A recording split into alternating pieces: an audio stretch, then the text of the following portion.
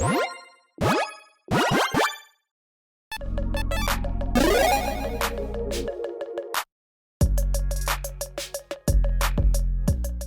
there, Mitch coming in from not the Commander's Core studio once again. Welcome to the show. So, my goodness, spoiler season just kind of exploded a little bit because, well, we got an absurd amount of spoilers all at once, including some absolutely crazy things. A new Leyline that is, well, kind of redefining what a Leyline can be. So with all that said, well, let's jump into it. And my apologies, but these are kind of in a random order because, yeah, all these spoilers kind of came out in a giant, again, explosion. And, yeah, I'm just kind of too excited to actually try to think through what order to put these in. Let's just jump into it, starting with Amzu, Swarm's Hunger. And correct me in the comments below, but I believe this is from the Clue cards that are also a part of this because Hasbro needs more money and they want you to buy Clue now. A 3/3 Insect Shaman with Flying and Menace that costs 5 mana in total in Golgari. Other insects you control have Menace. On top of that, whenever one or more cards leave your graveyard, you may create a 1/1 black and green insect creature token. They put a number of counters on equal to the grace mana value among those cards. Do this only once each turn. So, yeah, when you kind of start reading this through, you might be like me and be a bit, not pessimistic, but realistic about what Wizards does with these types of cards. And you knew that they were going to be like, yeah, we're going to limit that. Kind of makes sense in a way, since again, this one is like whenever one or more cards, any kind of cards. It is not limited. Again, we've seen some things like this in the past where it's like, hey, like I think Desecrated Tomb's the card. Whenever a creature leaves, you make a 1/1 bat. Cool. This one's more so like, no, you get like a slightly larger creature when you do that, but also only once each turn. That being said, again, once each turn, that means that on your opponent's turns, you can still take advantage of this. So make sure you keep that in mind. Yeah, you're going to build this kind of probably self-mill, maybe some sacrifice effects to get things in your graveyard. And then, yeah, maybe some flashback could utilize to actually get cards out of your graveyard, of course. Or just ways to exile certain cards in your graveyard or to return like creatures from your graveyard to your hand or other cards from your graveyard to your hand. This can be a way to make some really large insects, obviously. You can also go with some other insect tribal kind of things, again, because your insects have menace, which is quite nice. Overall, an interesting commander. Interesting to see insects get a more dedicated commander. There are certain ones in the past that could go insects, I guess, but yeah, a more dedicated commander, I would say. So like, yeah, self-mill, graveyard control, pretty interesting. Next up, though, Aegis of the Legion, in equipment for 2 mana in Boros. Equipped creature gets ++1. It has Mentor, which again means whenever it attacks, you get a counter on target attacking creature with lesser power. And on top of that, whenever equipped creature mentors a creature, you put shield counter on that creature. So like a temporary, hey, don't get destroyed type of effect. So yes, a very interesting card. One that says, hey, you know what, Equipment X? We give you something even better now, all right? You get an additional thing that you can pump other creatures, and on top of that, you get to protect other creatures too. So that's a pretty solid equipment. Equip 3, it's a decent amount to pay, but again, the effect is pretty nice again. A nice additional pumping effect and a nice additional protecting effect for your other creatures as well. So yeah, not necessarily Voltron, since in a Voltron deck, you might not have other creatures, but yeah, equipment-specific decks might want to consider this one. Next up, Afterlife Insurance. This one is super cool. Instant for 1 in an Orzhov. Creatures you control gain Afterlife 1 until on turn, draw a card. This card, in my opinion, did not need draw a card, but that's just icing on the top because, oh my goodness, if you have an aristocrat style strategy, you're going to be like, yeah, let's just double up my army, essentially. Whenever a creature with Afterlife 1 dies, again, you get a 1/1 white and black spirit creature with flying. This means, again, let's say you have 10 creatures in play, and you've got a free sacrifice outlet, of course, because you're running aristocrat style strategy, and you've got a benefit for sacrificing those creatures. You pay 2 mana. You draw a card at instant speed with this, and you say, all of a sudden, I can just sacrifice my entire board, replace them with even more creature fodder. Crazy things can happen.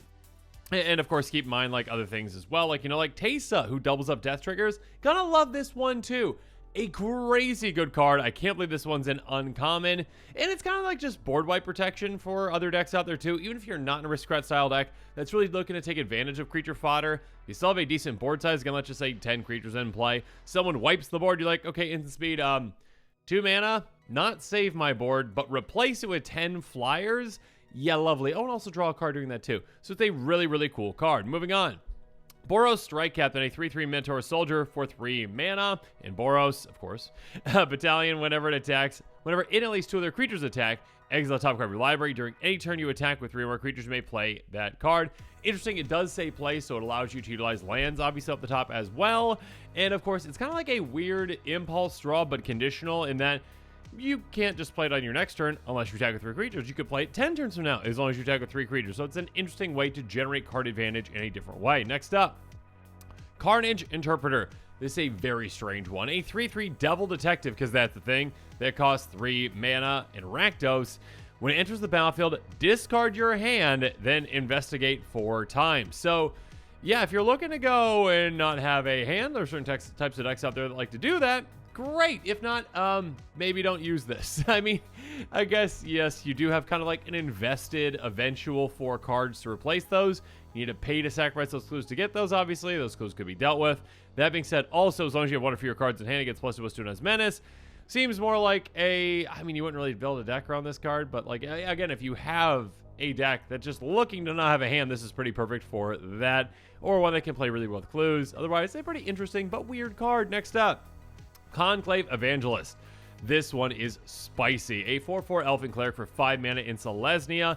Myriad. So again, whenever it attacks, you get a creature token that's a copy of it, basically attacking other players. On top of that, though, when it deals combat damage to a player, create a token that's a copy of it. Oh my goodness, just how out of control this can get is pretty absurd. If you've got some ways to help get these, so like a Bellwing Tangleworm, which can give your creatures Intimidate, your green creatures Intimidate, then yeah, you can get through on a lot of opponents. When you do that, again, you can get through with basically 1 copy each, most likely. And then when you do that, you're making a copy of each of those. And then all of a sudden, you go to your next turn, you're copying those, and then copying those, and then copying those. This is one kind of like Scoop Mob, essentially, that this can just get out of control and just go crazy. Is Scoop Mob or Scoot? I can't remember if it's Scoop Mob. There's another Scoot. Regardless, being able to just kind of like copy itself, not infinitely, but absurd amounts. Yeah, and you're also in, I mean, white, which gives you access to double strike type cards as well. So yeah, giving your entire team double strike. Oh my goodness. Just again, the amount of potential this has to just get out of control is absurd. And also populate effects too. So yeah, this is a really spicy, really cool card. Yeah, I got nothing to say about how crazy this one is. Moving on. Corporeal Projection. Speaking of crazy, let's bring back Myriad. Sorcerer for 2 mana, and is it target creature control gains Myriad until end of turn, or you can overload it for 7 mana. Yeah, that's game ending. Myriad, again, is basically, hey, let's attack 1 player and then copy it for the other 2 players. Basically, to swing fully out at an opponent and swing fully out at the other 2 opponents when you overload this. That's really crazy. Of course, you already can take advantage of just casting this just for 2 mana, all right? If a creature's got the great ETB, great LTB, whatever it is, you can copy it. You can make absurd things happen. I mean, great triggers as well. And then, yeah, again, the overload cost is just, hey, you probably win the game if you're set up properly. And if not, you're getting an absurd amount of value. So, yeah, ETB decks can definitely take advantage of this. Ones that can populate as well. Ones that maybe have some really cool attack triggers. Ones that just want to swing with a giant army at everyone. Yeah, it's a really, really cool and very powerful card. Next up, Covetous Elegy. A source for 6 mana. Wizards, you're at it again, aren't you? Each player chooses up to 2 creatures they control and sacrifice the rest. Then you create a tap treasure token for each creature opponent's control. Stop with the treasures, Wizards, please. Oh, goodness. Okay. So, yes, this is a board wipe that is conditional in that, hey, yeah, I mean, everyone gets to keep 2, okay? So they're going to keep their best 2, or some players might not have 2. That being said, assuming everyone has 2 creatures, you get rid of the rest. Cool, that saves a lot of issues for you, most likely. And then also, if your opponents do have 2 creatures each, it just paid for itself. You get your 6 treasure tokens. So anyway, it's kind of like a mass temporary ramp spell as well. Now, luckily, Wizards is finally learning a little bit with treasures where they're like, hey, we're going to put it into play tapped. Which is what they probably should have done from the first place in the beginning, which is why treasures are different than gold, but they didn't really do that to start. They didn't put them in tapped. Weird. Anyways, this again just basically pays for itself. Obviously, you can also utilize things like an Void Procession to double up, that kind of stuff too. It's not the most powerful board wipe out there, obviously. That being said, Wizards, just slow down with the treasures. Or just don't do them anymore. Just stop with the treasures, please. Moving on. Dimir Strandcatcher, a 3/3 fairy rogue with flying for 4 mana in Dimir. Whenever you attack, surveil X marks the number of opponents being attacked. Beginning of each end step, there are 3 or more cards put in your grave from anywhere other than the battlefield this turn. Draw a card. It's a very interesting card that can generate a good amount of card advantage for you. Basically, if you're swinging out over your opponents, cool, you surveil 3. And if you get rid of all those cards, I mean, put them in your graveyard, then there you go. You meet that requirement, you draw a card. Of course, there's other ways, in self-mill kind of decks to ensure that you're hitting that easily, even without this attack. That being said, some nice card selection with this which can kind of turn into card advantage out or throughout the game just by ensuring that you're not, hitting dead things. And of course, card advantage just straight up on that card draw whenever you are hitting cards in your graveyard, essentially. So yeah, it's a very interesting card. And of course, this already has flying. You can pretty safely swing at least one opponent, most likely. You probably have other, maybe this could be in a fairy deck, could be in a rogue deck. Some evasive creatures are going to be there. Moving on. Frenzied Gorespun, some really sick art. 4/4, that costs 5 mana in total in Rakdos. Enters battlefield for each opponent. Go to target creature the player controls. Whenever one or more creatures attack one of your opponents, those creatures gain menace until end of turn. Yeah, this is pretty great in a group slug type strategy, one that's looking to goad creatures as well. Of course, this plays well into itself, obviously, goading a creature for each player and then giving those creatures menace so that they can get through on your opponent or at least cause more havoc and force a double block.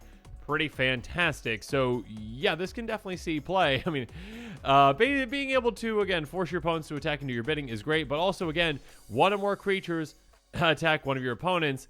That includes your own creatures as well. So this is basically just a great way to give all your creatures not perfect evasion, but again, menace, a way to get through most times, or at least get double blocked, so it can be very, very, very crucial to just have this in play. Be aggressive, force your opponents to be aggressive against each other, and have fun group slug type synergies. Next up, Herald of Ilharg, a 3/3 board beast pig with trample that costs 4 mana, and I was gonna say Gruul. There it is, Gruul. I was gonna say Rakdos, and I said Gruul. We got there. Whenever you cast a creature spell, put 2 counters on it. If the mana value is 5 or greater, Herald of Ilharg deals damage equal to the number of counters on to each opponent. This is one that's quite interesting in that, hey, if you've got a big beefy creature strategy, you can do some pretty crazy things with this one. Again, it starts off pretty small, just a 3/3 for 4 mana with trample. That's not great in green. And red as well. But when you do start casting creatures, again, you get 2 counters on it. Again, any creature spell will activate that. That being said, if you're starting to cast bigger creature spells, again, value 5 or greater, yeah, you're going to start dealing out damage and damage and damage and damage. Obviously, you've got damage doublers, damage triplers in red. You also have ways to proliferate, ways to get more counters on this as well. Yeah, you can do some pretty crazy things with this one. Moving on. Memory Vampire, a 4/4 vampire detective, because that's the thing. With flying, they cost 6 mana in Dimir. Whenever it deals combat to a player, any number of target players each mill that many cards, then you may collect evidence 9. When you do, you may cast target non-land card for depending player's graveyard without paying its mana cost. Yeah, I mean, that's quite nice to be like, hey, I'm gonna deal combat damage to you, and then anyone I want to, any number of target players, not opponents, and not just the player you're hitting, any number of target players, or at least can be milling 4. So you can mill basically every 1/4 if you really want to. If this is hitting even harder, obviously more. You can mill yourself if you've got some self-mill synergies in there, which of course you do. Collect evidence 9. So if you can get to that, again, you can cast a long light card for free from the player that you hit, so that can be quite nice. Keep in mind, obviously, this can work well with Double Strike as well. There's not too many Double Strike cards, obviously, in Dimir, but there are certain equipment, like Fire Sugar, that do so. So make sure you're keeping that in mind. Yeah, I mean, I could see this seeing some play potentially in a Vampire deck, depending on the kind of Vampire deck, but also maybe not. Moving on. Here we go. Leyline of the Guildpact. Oh my goodness. Okay. If it's in your opening hand, you begin the game with on the battlefield, which is nice because, well, its mana cost is kind of wonky. Green or a white, green or a blue, black or a green, red or a green. So technically you could cast this for 4 green or any combination of essentially whatever colors I just said. So this is a card that can only fit in a 5 color deck, obviously. That being said, yeah, if it's in your opening hand, congratulations, it's just in play. And when it's in play, it does some really impactful things. First up, each non-land permanent you control is all colors. That can help with certain different synergies. We'll talk about some of those here in a little bit. That being said, though, and more importantly, lands you control are every basic land type and other types. This can be a free way. Again, game starts, oh, I get this in play. All of the sudden, you are like, oh yeah, I just have perfect mana fixing from the get-go. My goodness, I love it. I mean, I love the design of the card. It's pretty crazy and pretty out there, but also, yeah, we're never going to see this in budget, most likely. Probably not. Being able to fix your mana, again, there's a lot of cards out there that can help like that. There's some that are more effective than others. This is a very, very, very, very, very, very, very, very, very effective one. That being said, of course, this can only be played in the best color combination out there, 5 color.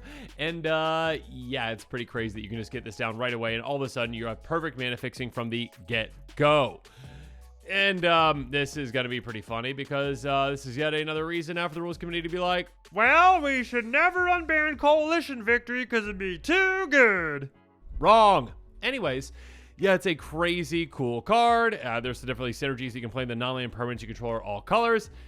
I mean, at the very least, if your opponent has like an Intimidate creature, you're like, yeah, that doesn't work. All my creatures are all colors, so there you go. Of course, things like Bellowing Tangleworm, like I mentioned earlier, that give green creatures Intimidate. Most things aren't based off of this, but the thing that you're going to care about more so is that last word again, the perfect mana fixing, which is pretty crazy. Also works with Domain, obviously, too. But anyways, moving on. Resonance Technician, a 4/4 weird detective. I'm never going to get over just word being just funny. Flying for 5 mana. It enters the battlefield to base card to card if you do investigate twice. So similar to our crazy devil detective earlier, but this one just discard 1 card and you get to investigate twice. So instead of discarding your whole hand and getting 4. Tap, X untapped artifacts you control, copy target in sorcery spell you control with mana value X, choose targets for the copy. This can obviously get pretty crazy with certain kinds of spells out there. I mean, yeah, you have access to extra combats, you have access to extra turn spells, you have access to some really, really cool and big, giant spells. And yeah, you also have ways to create, again, clues, ways to create treasure tokens in these colors. So yeah, ways to get a lot of artifacts in play, tap them, utilize them, double up your crazy spells, and do some crazy things from there. Moving on. Sludge Titan, that's some gross art. A 6/6 zombie giant for 6 mana in Golgari. Trample, enters the battlefield or attacks, mill 5 cards. You may put a creature card and or a land card among them in your hand. So, I mean, Grave Titan, for prime time, this is not, but I mean, that is a decent amount of value. Again, 6/6 Trampler for 6. Not great in these colors, obviously. In green, you'd be like, I expect that to be a 10/10. Maybe. Whenever it enters the battlefield or attacks, mill 5. So that can still be a very good amount of value, again, especially for a self-mill type strategy. You get value right away. You get value throughout the game on that attack. And also getting a creature land card from among them back in your hand is good, recursion, essentially. So it's an interesting card. Next up, Stampede Surfer. This is a weird one. 4/4 Hasty Human Warrior for 5 mana in Gruul. Whenever it attacks your opponent, you create a 2/2 green boar, creature that's tapped and attacking that opponent. Very good for a creature-based strategy that's looking to be very aggressive. Maybe one that can utilize Anthems, one that can utilize cards like Impact Tremors or Corporeals to damage opponents on creature ETBs. Yeah, being able to be aggressive with this also really works, of course, with extra combat spells too. So yeah, swing again, make more and more boars. Piggies! Swing at your opponents. Yeah, again, if you have an aggressive deck, definitely consider this one. Moving on. This was a very strange one. Suppressor Skyguard, a 2/4 Human Knight with flying that costs 4 mana in Azorius. Whenever a player attacks you, if that player has another opponent who isn't being attacked, prevent all combat damage to be dealt to you this combat. Basically, hey, you can't pick on me, all right? If you're going to be swinging at me, you've got to be swinging at someone else, or else nothing is going to matter. I mean, it will matter if I block, whatever, but it's not going to matter. You need to be swinging at someone else and not just me. So if you can have, like Ghostly Prison type effects out there to force opponents to pay mana just to attack you, that to pay mana to attack someone else to attack you, you can do some pretty crazy things with this and just shut things down for a bit. Just sit behind like this wall and be like, nope, no one's coming at me. So yeah, this can do some pretty crazy things in a control-based strategy. Next up, Syndicate Heavy, a 4/4 giant rogue with Extort for 4 mana in Orzhov. Beginning of each end step, if you gain 4 more life this turn, investigate. Pretty ironic, I mean, and probably on point that they're like, okay, yeah, if you're playing a game of Commander, you have 3 opponents, you extort once, you'll get to 3. You need to do a little more than that to ensure that you get that investigation. That being said, yeah, Extort's a very good mechanic when it comes to being in Commander because you can gain 3 life very easily and drain 1 for just 1 mana on all your spells. You cast 2 spells on a turn, you pay 2 extra mana, you drain, total, you gain 6 life, then all of a sudden you're making more and more clues. Yeah, you can do some interesting things with that. Of course, you're also in a color that can benefit with, Marionette Master to drain opponents when you're sacrificing artifacts like your clues. Keep that in mind too.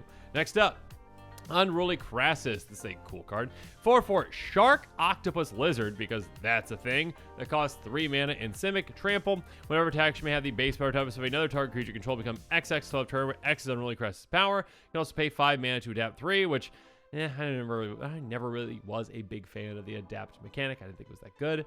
Regardless, sure, okay, turn this into a 6/6, and then, or 7/7, I should say. Then all of a sudden in combat, you can turn another way of creatures into a 7/7. I said 6/6 because this is a 4/4 trample for just 3 mana, which I assumed it was 3/3, and I don't know why I mistaken that. But still, being able to, again, if you get this larger and larger and larger throughout the game, again, with obviously just adapting it or utilizing proliferate effects after that or other kind of pump effects, you can have another creature become absolutely massive too. So yeah, for a big heavy hitters deck or maybe a proliferate deck, they could have consider something like this.